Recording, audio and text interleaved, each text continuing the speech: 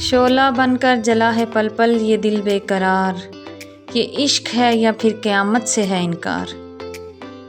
अस्सलामुअलैकुम गाइस, कैसे हैं आप सब। मैं उम्मीद करती हूँ कि आप लोग जहाँ होंगी बिल्कुल ठीक होंगी और खैरियत से होंगी। चलें जी, आज की एपिसोड स्टार्ट करते हैं इस दुआ के साथ कि जहाँ रहें खुश रहें, आबाद रहें, हंसती मुस्कुराती रहें और दुआ में मुझ नाचीज़ को भी याद रखें। इससे पहले कि आप लोग मेरी बातों से बोर हो जाएं, आज की एपिसोड स्टार्ट करते हैं। लेकिन इससे पहले प्लीज़ मेरे चैनल को सब्सक्राइब कर लें और बेल आइकन दबा दें ताकि मेरी हर नोटिफिकेशन आप तक जल्द पहुंचे और वीडियो को लाइक, कमेंट्स और शेयर भी किया करें। आतिशे इश्क, एक ऐसी कहानी जिसका आगाज़ धोखा लेकिन अंजाम ना जाने क्या होगा। आए आज इसकी एपिसोड नंबर 16 स्टार्ट करते हैं। क्या हुआ मम्मा, आप किस बात को लेकर परेशान हैं? अगर तो बाबा जाने के लिए परेशान हो रही हैं तो प्लीज़ मत परेशान हो, इन्हें थोड़ा वक्त दें, सब ठीक हो जाएगा। हम इन्हें यहाँ इसीलिए तो लाए हैं। क्यों पार्टनर्स? महक ने पहले परेशान होते रचना चौधरी से सवाल किया, फिर साथ ही इनकी परेशानी समझते इन्हें तसल्ली दी। महक, वो हार्ट पेशेंट हैं और इन दिनों बहुत टेंस रहते हैं, मुझे बहुत डर लग रहा है। रचना चौधरी ने नम लहजे में कहा। चले ना पिया, आप आउट हो गए, अब मेरी बारी दें। आहिल ने महक के बाजू खींचते हुए कहा। आहिल जानी, अपिया को तंग मत करो, हम बाद में खेलेंगे, अभी हमें अपिया की हेल्प करनी है। सुंदस ने आगे बढ़ते आहिल को समझाते हुए कहा। तो फिर प्रॉमिस करें कल हम ज़रूर खेलेंगे और बैटिंग सबसे पहले मैं करूँगा। आहिल चौधरी ने सुंदस चौधरी के आगे हाथ करते उससे वादा करने का कहा। हाँ बाबा, प्रॉमिस, वो भी पक्का वाला। अब खुश, चलो अब अच्छे पार्टनर की तरह अपिया की हेल्प करें। सुंदस ने आहिल के हाथ पर हाथ रखते हुए कहा। बताओ महक, हमें क्या करना होगा? सुंदस ने महक की तरफ देखते हुए पूछा। पहले तुम लोग मुझे ये बताओ कि आज डेट क्या है? महक ने उनकी तरफ देखते हुए पूछा। तो वो सब सोचने लगे। अच्छा, तुम लोग सोच कर बताओ कि क्या डेट है और आज के दिन हम क्या करते हैं। मैं ज़रा मामा को देख लूँ। महक इनके पास से हटते रचना चौधरी की तरफ बढ़ी। मम्मा आप चिल करें, बाबा को मैं देख लूँगी, कल ही इनकी डॉक्टर से मिलकर सब मालूम करते आपको बता दूँगी। मैं प्रॉमिस करती हूँ मैं बाबा को कुछ भी नहीं होने दूँगी। महक ने रचना चौधरी को तसल्ली देने के साथ साथ वादा भी कर लिया था, मगर वो ये भूल गई थी कि कुदरत के फैसलों के आगे किसी की नहीं चलती। आप अपने कमरे में जाएं, आराम करें, मैं बाबा जानी को देखती हूँ। महक ने तसल्ली देते हुए कमरे में जाकर रेस्ट करने का कहा। लेकिन बेटा तुम बहुत छोटी हो इन सब के लिए, मैं हूँ। अभी रचना चौधरी उसे कुछ और कहती तो वो उनकी बात काट गई। मामा आप भूल गई हैं शायद, मैं बाबा जानी की बेटी नहीं, इनका शेर बच्चा हूँ। आप टेंस ना हो, रेस्ट करें, मैं देखती हूँ। अभी हाँ आप मम्मा को रूम में ले जाएं और सुंदस तुम इधर आओ मेरे साथ। हाँ बोलो। वैसे मैं भी तुझसे बड़ी हूँ, मुझे इज़्ज़त देते तेरा मुंह थकता है क्या? सुंदस ने उसके पास आते मुंह के जाविये बिगाड़ते हुए पूछा। इज़्ज़त दूंगी, लेकिन सोच ले फिर तेरी उम्र सबके सामने अयां हो जाएगी। मुझे तो कोई मसला नहीं तुझे अपनी बड़ी बहन मानने में, लेकिन तू मुसीबत में पड़ जाएगी सुंदस आपी। महक ने कंधे उचकाते उसे चिल अंदाज में कहते समझाया था। महक, कभी तो लड़कियों की तरह बिहेव किया कर, देख तू बैठी हुई कैसे है। सुंदस जब उसकी बातों से लाजवाब हुई तो बड़बड़ाते हुए महक को उसके मर्दों की तरह बैठने पर टोकने लगी। क्या हुआ? मैं तो हमेशा इसी तरह बेपरवाह होकर चिल अंदाज में बैठती हूँ, तू मेरे बैठने को छोड़, बात मत बदल। महक ने खुद की तरफ देखने के बाद नॉर्मल अंदाज में जवाब देते सुंदस को उसकी चालाकी बताई थी। महक तो सुधर जा, तेरा निकाह हो चुका है। अगर तुझे तेरे शोहर ने इस अंदाज में बैठे देख लिया तो वो क्या सोचेगा? सीधी होकर बैठो नाजुक लड़कियों की तरह। सुना है वो यहीं आसपास ही रहते हैं, कहीं अचानक से वो यहाँ आ गया तो। घर के अंदर जाते रचना चौधरी ने मुड़कर महक की तरफ देखते उसे टोका, लेकिन वो खनूज उसी कंडीशन में बैठी रही। फिर तंग आकर उन्होंने अपनी अगली बात बताते उसे डराने की कोशिश की। इसके जिक्र पर दिल ज़ोरों से धड़का था, लेकिन वो अपने दिल को फरामोश कर चुकी थी। ओ कम ऑन मॉम, जिसने मुड़कर देखा नहीं, एक फ़ोन तक किया नहीं, आप लोगों से एक बार भी मुड़कर हाल तक नहीं पूछा नहीं, आप मुझे उससे डरा रही हैं और आपको लगता है कि मैं डर जाऊंगी? मेरी नज़र में ना ही इस आदमी की कोई अहमियत है और ना ही इस निकाह की कोई हैसियत। जो मुश्किल वक्त में बाबा जानी के हाथ साथ नहीं, वो मेरी लाइफ में भी कोई अहमियत नहीं रखता। महक ने तपे हुए लहजे में कहा, चेहरे पर सर्द तासरात कायम रखते हुए। उसके सर्द लहजे और काटदार बातें टेरेस पर खड़े एक वजूद के कानों में पिघला हुआ शीशा उंडेल रही थी। इस पर इसकी हैज़ल ग्रीन आँखों में बढ़ती गुस्से की सुर्खी जो उसकी आंखों को बहुत खूबसूरत और पुरकशिश बनाती थी, ताहियांग खानज़ादा के वजूद में आग के शोले दहकने लगे थे। इसकी नज़र में इस निकाह की और मेरी कोई वक़्त नहीं। मैं तुम्हारे लिए कुछ नहीं हूँ मिसेज़ हान। मैं आज रात तुम्हें बताऊंगा कि मेरा क्या मकाम है और इस निकाह की हैसियत भी मैं तुम्हें अच्छी तरह बताऊंगा। अबीहा, अगले 1 मिनट में इसे घर के अंदर ले जाओ और इसकी ड्रेसिंग चेंज करवा कर इसे अंकल को ढूंढने के बहाने बाहर भेजो। ताहियांग खानज़ादा ने फ़ोन पर गुस्से से घुर्राते हुए कहा था। वो चाहकर भी अपने गुस्से पर कंट्रोल नहीं कर पा रहा था। जी भाई, मैं बस मम्मा को उनके कमरे में छोड़कर वापस आकर आपका काम करती हूँ। अबीहा, जो अपनी माँ के साथ खड़ी थी, अपने फ़ोन पर ताहियांग खानज़ादा की कॉल देखते साइड होकर कॉल अटेंड कर गई, लेकिन ताहियांग खानज़ादा ने ना सलाम का ना जवाब, बस हुक्म जारी किया था। भाई, मैं आपसे बहुत नाराज़ हूँ। वैसे तो आप हर 1 घंटे बाद फ़ोन करके इसकी और हम सब की ख़ास तौर पर बाबा जान की हालत के बारे में पूछते रहते हैं, लेकिन कल और आज कहाँ इतने बिज़ी हो गए थे कि हमारा हाल तक भी नहीं पूछा। सुंदस अपनी माँ को कमरे में छोड़ते वापसी पर ताहियांग खानज़ादा से शिकवे करते हुए कहने लगी, सॉरी गुड़िया, तेरे ससुराल वालों को मनाने में ध्यान से निकल गया और उसका पछतावा मुझे सारी ज़िंदगी रहेगा। ताहियांग खानज़ादा ने उदास होते अपनी गलती तस्लीम करते हुए कहा था। भाई, आपको क्या ज़रूरत थी इनकी मिन्नतें करने की? अगर वो लोग पीछे हटना चाहते हैं तो शौक़ से हट जाएं, मुझे कोई मसला नहीं, लेकिन मुझे ये गवारा नहीं कि आप इनकी मिन्नत समाजत करके इन्हें मुझे अपनाने का कहें। अबीहा ने ताहियांग खानज़ादा को मना करते कहा, तुमसे किसने कहा कि मैंने उनकी मिन्नतें की हैं? ताहियांग खानज़ादा और मिन्नत तरला दोनों एक साथ नहीं चल सकते। ताहियांग खानज़ादा ने कंधे चुकाते हुए कहा, मेरी बहन इतनी भी गई गुजरी नहीं कि इसके लिए ताहियांग खानज़ादा तरले करे। तुम ताहियांग खानज़ादा की बहन हो, सर उठा कर जियोगी। ऐसा तैयार किया है तेरे ससुराल वालों को और वो तेरा चप्पड़ गंजू, वो तो वैसे ही तेरा गुलाम बनने को रेडी है। आखिर बेस्ट बडी है, तू बस चिल कर और लाइफ एंजॉय कर। अपनी शादी के खूबसूरत ख्वाब आंखों में सजा कर अपनी नई ज़िंदगी की शुरुआत की तैयारी कर और मेरी जान के अज़ार को जल्दी से बाहर भेज। ताहियांग खानज़ादा ने उसे तसल्ली देते हुए कहा। भाई, मम्मा कह रही थी कि आप यहीं आसपास ही रहते हैं, कहीं साथ वाला? अबीहा ने राजदाराना अंदाज में ताहियांग खानज़ादा से पूछा। गुड़िया, ये सीक्रेट हम दोनों के दरमियान रहना चाहिए। बाहर निकलकर ऊपर टेरेस की तरफ सिर्फ एक पल के लिए देख लेना। तुम्हारी बहन ने मेरी बहन के कमरे की खिड़की का शीशा चकनाचूर कर दिया है, लेकिन जानती हो मुझे हैरत किस बात पर हुई है? वो इस पर गुस्सा करने की बजाय इसकी तारीफ़ में कसीदे पढ़ रही थी, और यकीनन ये आपको बिल्कुल अच्छा नहीं लगा होगा। ताहियांग खानज़ादा ने अगर अबीहा चौधरी को हैरान किया था तो अबीहा चौधरी ने भी उसे हैरत में डाला था। चलो, अब फ़ोन बंद किए बिना अपनी पॉकेट में डालो और हेडफोन कान से लगाकर बाहर जाओ और उसे उसकी गलती का एहसास दिलाओ। ताहियांग खानज़ादा के हकीमाना लहजे पर अबीहा हेडफोन कान से लगाए फ़ोन साइड पॉकेट में डालते बाहर निकलकर सीधी महक के पास पहुंची। मामा कैसी हैं अब? महक की आवाज़ सुनते ताहियांग खानज़ादा के दिल को कुछ हुआ था। वो ठीक है महक, लेकिन तुझे नहीं लगता तूने साथ वालों की खिड़की तोड़कर मुसीबत को दावत दी है? महक को शायद अपनी गलती का एहसास हुआ था। वो मुंह बनाते और डरते हुए साथ वाले बंगले की तरफ नज़रें उठाकर देखने लगी। सामने खिड़की में खड़ी लड़की को देखकर वो शर्मिंदा हुई थी। वो लड़की मुस्कुराते हुए उसे ही देख रही थी। ताहियांग खानज़ादा ने सटपटाते हुए जंकू खानज़ादा को ज़ोर से धक्का देते वहाँ से हटाया था, कहीं मुबादा महक उसे देख ही न ले। वह जंकू खानज़ादा को देखकर अगले ही लम्हे ताहियांग खानज़ादा को पहचान जाती, जो फ़िलहाल ताहियांग खानज़ादा अफोर्ड नहीं कर सकता था। जंकू खानज़ादा ने हैरान होते ताहियांग खानज़ादा की तरफ गुस्से से देखा था।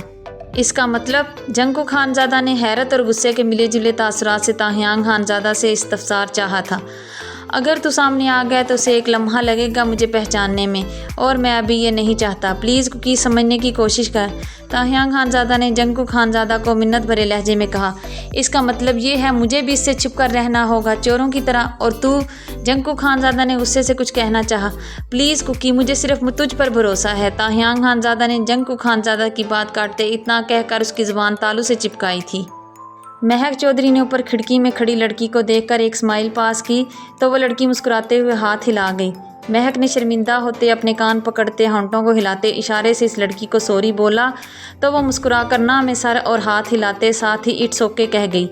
इसे महक और इसके बहन भाई बहुत अच्छे लगे थे। वो अकेले रह रही थी और अकेले रह रहकर वो बहुत थक चुकी थी। इसे खेलने के लिए दोस्त चाहिए थे जो इसे इस फैमिली के बच्चों की सूरत में नज़र आ रहे थे। वो अगले ही लम्हे इशारा करते नीचे आने की इजाज़त मांगने लगी, जिस पर महक ने मुस्कुराते हुए उसे नीचे आने का इशारा किया तो वो मुस्कुराते हुए हाँ में सर हिलाते अपने कमरे की खिड़की से हटते सीढ़ियाँ उतरते बाहर की जानिब बढ़ी। इसे वहाँ से गायब होते देखकर महक मुस्कुराते हुए नाम सर हिला गई। एकदम से इसकी नज़र इस बंगले के टेरेस की तरफ उठी तो झुकना भूल गई थी। टेरेस पर खड़ा लड़का इसकी वजाहत और खूबसूरती देखते वो स्टिल हुई थी।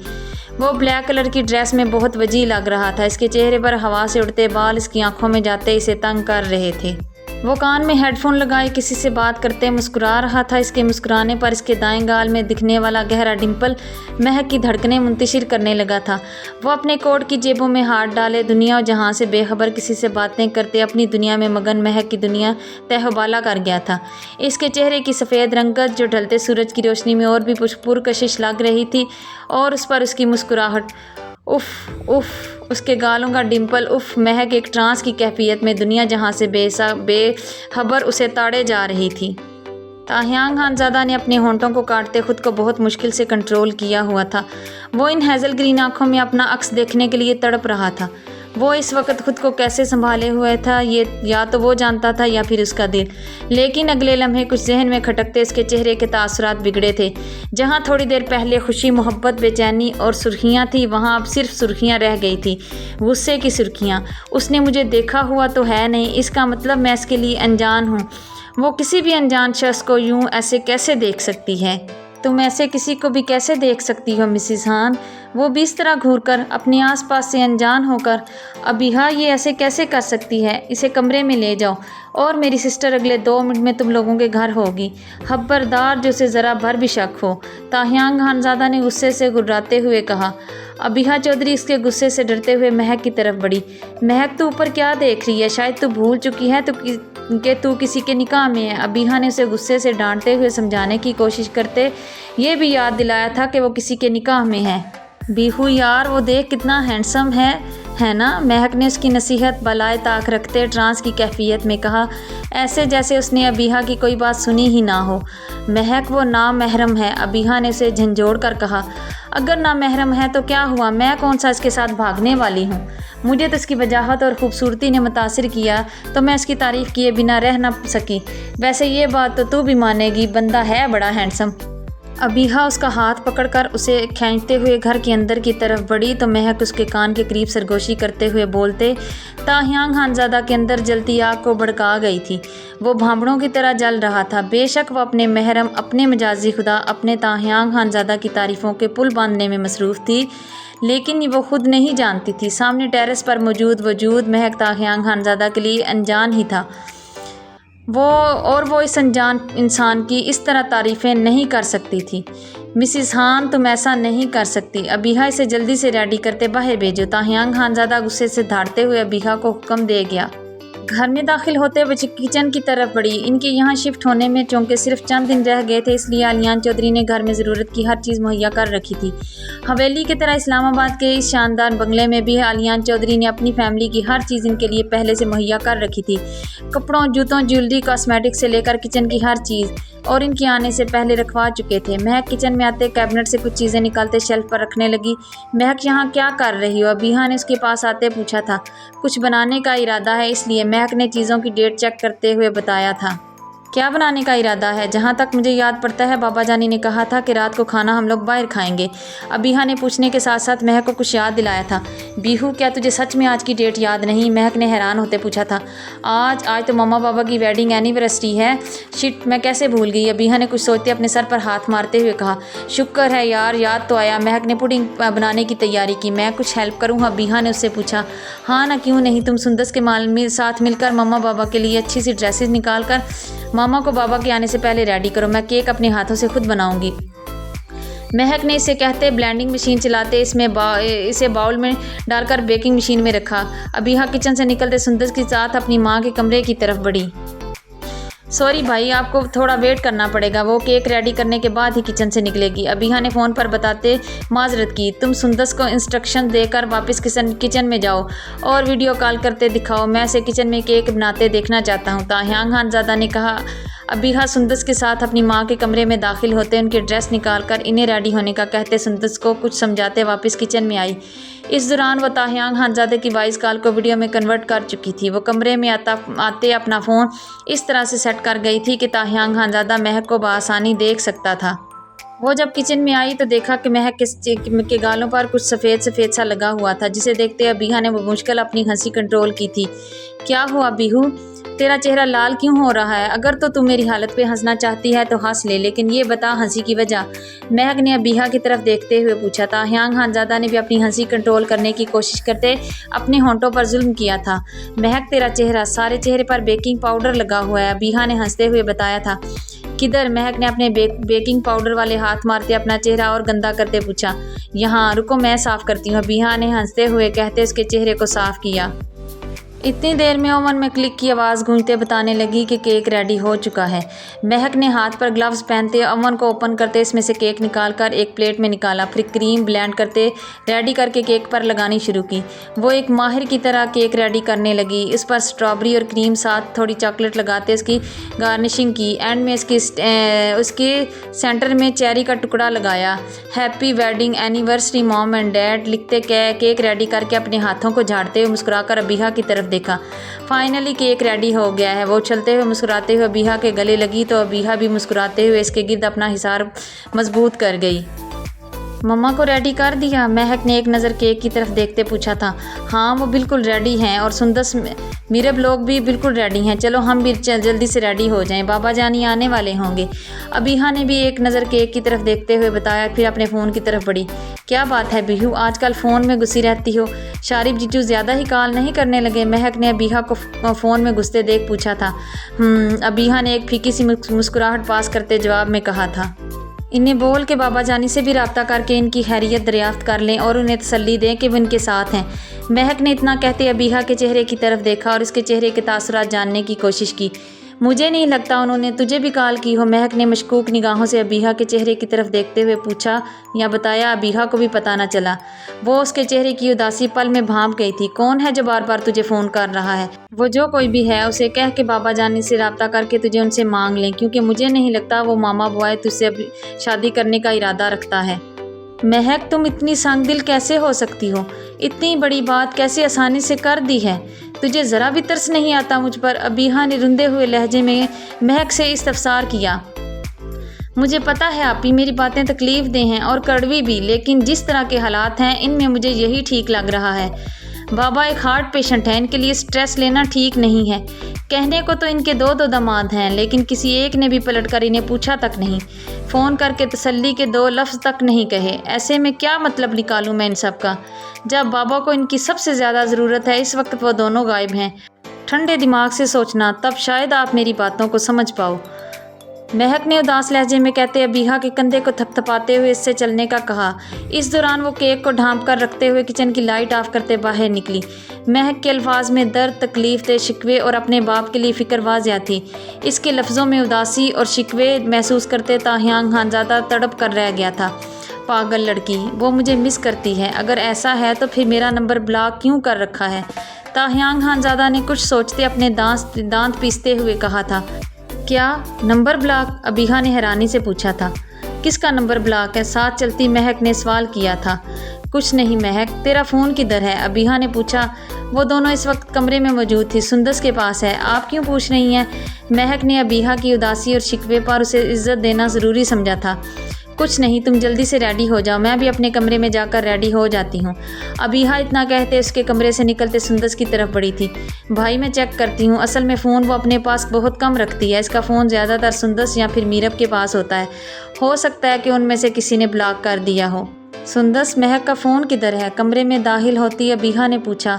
वो साइड टेबल पर पड़ा है। और वो खुद किधर है? सुंदस ने अपने कानों में टॉप्स पहनते हुए पूछा था। वो अपने कमरे में रेडी हो रही है, तुम ज़रा देख लो इसे, अच्छे से रेडी करना, मुझे पता है वो चेहरे पर कुछ नहीं लगाएगी। अबीहा ने साइड टेबल से फ़ोन उठाते इसके बटन प्रेस करते सुंदस से कहा तो सुंदस खुद को आईने में देखते कमरे में से कुछ सामान उठाकर बाहर निकल गई। हाँ भाई, आप ठीक कह रहे थे, वाकई आपका नंबर ब्लॉक है, लेकिन मुझे लगता है किसी बच्चे से हो गया है। फ़ोन पर ह्यांग खानज़ादा का नंबर अनब्लॉक करते हुए अबीहा बोली थी। फ़ोन अनब्लॉक होते ही इस पर बेशुमार कॉल्स एंड मैसेजेस आने शुरू हो चुके थे। जीजू आप इससे इतना ज़्यादा प्यार करते हैं, इसकी इतनी फ़िक्र करते हैं, मुझे आज अंदाज़ा हुआ है, अबीहा ने मैसेजेस देखते हुए कहा। बहुत बुरी बात है अबीहा, किसी की पर्सनल चैट चेक नहीं करते, बैड मैनर्स, ताहियान खानज़ादा ने इसे डपटते हुए कहा था। फ़िक्र ना करें, मैं खोल कर नहीं पढ़ रही, वो तो जो सामने आ गया, अबीहा ने अपनी ज़ुबान दांतों तले दबाते हुए कहा और फ़ौरन फ़ोन बंद करते अपने कमरे की तरफ बढ़ी। अपने कमरे में बाद में जाना, पहले मेरा काम करो, बहुत देर हो गई है, रात काफ़ी गहरी हो रही है, आलियान अंकल अभी तक घर वापस नहीं आए।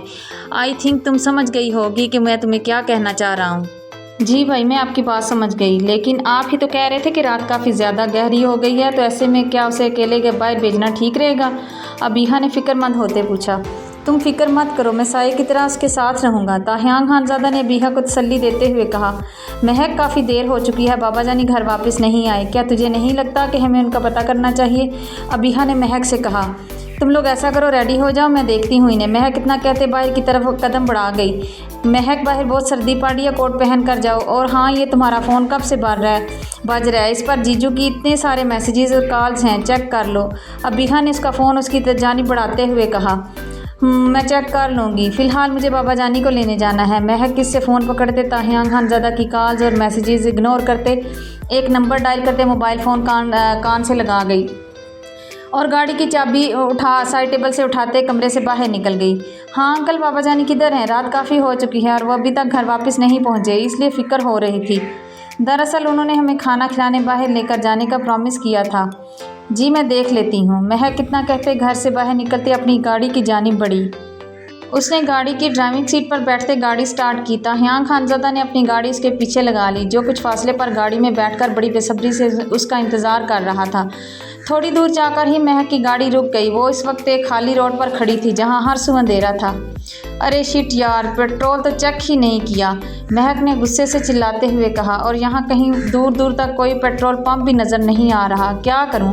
साले कमीने इतने बड़े बड़े बंगले बनाकर बैठे हैं, लेकिन ये नहीं कि बाहर की लाइट ऑन कर दें। और ये स्ट्रीट लाइट्स को क्या तकलीफ़ है, वो भी नहीं जल रही। महक इस गली के अंधेरे को देखते हुए बोली। मिसिस हान, वेलकम टू होम टाउन। अपने कान के करीब सरगोशी सुनते हुए वो लरस कर दिल पर हाथ रख गई। ताहियान खानज़ादा ने उसके पीछे से बैक हक करते गंभीर लहजे में सरगोशी की। आप कौन? छोड़े मुझे, महक ने अनजान बनते अटक कर पूछा और उसके हाथ अपने पेट से हटाने की कोशिश करते गुस्से से चिल्लाते हुए कहा। मिसिस हान, कोशिश बेकार है, सॉरी इतने दिन तक गाफिल रहने के लिए। वो उसके बाल हटाते उसके कोट को साइड करते उसकी गर्दन पर अपने गर्म दहकते लब रख गया। उसके गर्म दहकते लबों के लम्स पर महक को अपनी गर्दन झुलसती हुई महसूस हुई।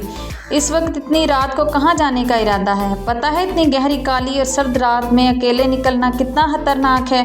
ताहियान खानज़ादा गुस्से से गुर्राते हुए कहते उसकी गर्दन पर दांत काटते साथ उसकी गर्दन सुख करने लगा। उसने सिसकी भरते इसकी जालिम लम्स को बर्दाश्त किया। जब पता हो ना कि आप इस दुनिया में अकेले हैं और आप ही अपने बाबा का वाहिद सहारा हैं, तो फिर डर नहीं लगता? महक ने खुद को उससे आज़ाद कराने की कोशिश करते उसे सब जताया था। मैंने कहा ना, हर हता के लिए सॉरी। ताहियान खानज़ादा उसके गिर्द हिसार और मजबूत करते हुए बोला। किस किस बात के लिए सॉरी बोलेंगे मिस्टर ताहियान खानज़ादा? और वैसे भी अजनबी लोगों का सॉरी बनता नहीं है। महक ने रुंधे हुए लहजे में से अजनबी कहते उसकी सांसें रोक दी थी। अजनबी? क्या आप ये भूल गई हैं मिसिस हान के अभी 2 हफ्ते और 3 दिन पहले हमारा निकाह हुआ है? क्या इतनी जल्दी आप भूल गई? लगता है मुझे आपको फिर से याद करवाना पड़ेगा। वो गुस्से से धाड़ते हुए कहते उसकी कलाई खींचते अपनी गाड़ी की जानिब बढ़ा। गाड़ी की पिछली साइड का दरवाज़ा खोलते उसे पिछली सीट पर बिठाकर खुद भी अंदर दाखिल होते दरवाज़ा लॉक कर गया। ये क्या कर रहे हैं? प्लीज़ जाने दें, मुझे अपने बाबा को ढूंढना है। महक ने ताहियान खानज़ादा को उसकी तरफ बढ़ते महसूस करते डरते हुए कहा। खामोश, बिल्कुल खामोश मिसिस हान। मुझे पहले आपको अच्छी तरह प्यार करते बताने दें कि हमारा रिश्ता क्या है और इस निकाह की क्या अहमियत होनी चाहिए। ताहियान खानज़ादा ने उसके कान के पास गुर्राते हुए उसके कोट के साथ साथ उसकी शर्ट के बटन भी खोल दिए। प्लीज़ ताहियान, मुझे जाने दें, महक ने रोते हुए कहा था। ताहियान खानज़ादा उसके रोने को इग्नोर करते उसकी धड़कनों पर अपने लहकते लबों से लम्स बिखेरने लगा। इसके लबों की शरारतें और इसके दहकते लम्स पर वो तड़प उठी थी। इसकी सांसें धुंकनी की तरह चलने लगी थी। वो इसकी तकलीफ़ पर सिसक उठी थी। ताहियान खानज़ादा उसकी सिसकियाँ सुनते मदहोश होते, उसकी धड़कनों से चेहरा ऊपर करते, उसके होंठों पर अपने होंठ रखते उसकी सांसें इनहेल करने लगा। वो बहुत बुरे तरीके से उसकी सांसें चुराते उसे तड़पने पर मजबूर कर गया। जब उसे अपनी सांसें बंद होती महसूस हुई तो वो बुरी तरह ताहियान खानज़ादा के होंठों पर काट गई, जो जालिम बना उसकी परवाह किए बिना उसकी सांसें चुरा रहा था। उसके मोतियों से दांतों के काटने पर ताहियान खानज़ादा उसके होंठों को आज़ाद करते गहरा मुस्कुराया और फिर दोबारा से उसकी धड़कनों पर जुल्म करने लगा। वो उसके ढीठ होने पर उसके बाल मुट्ठियों में दबोचकर बुरी तरह खींचते उसे होश दिलाने की नाकाम कोशिश करने लगी, लेकिन वो महा ढीठ बनते उसकी धड़कनों को होंठों में लेते मदहोश हो रहा था। तुम बहुत स्वीट हो मिसेस जान, मेरा तो दिल कर रहा है शारिफ के साथ साथ अपनी भी बारात ले आऊँ, मुझसे और सब्र नहीं हो रहा। ताहियान खानज़ादा ने काफ़ी देर तक उसकी धड़कनों पर झुके गहरे निशान देते सर उठाकर कहते, दोबारा से इसके होंठों पर अपने होंठ पे वस्त करते उसकी सांसें चुरानी शुरू कर दी।